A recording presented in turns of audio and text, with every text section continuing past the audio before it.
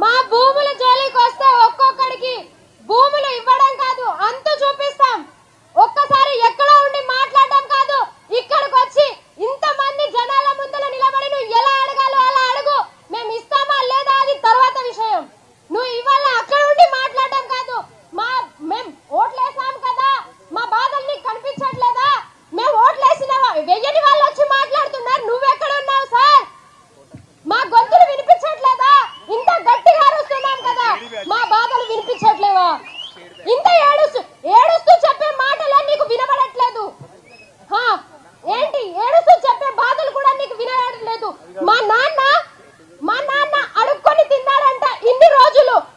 మీరు కేసీలు వేసి ఎక్కడెక్కడికో మొత్తం పలారిలో ఉన్న వాళ్ళందరూ అడుక్కు తిన్నారు.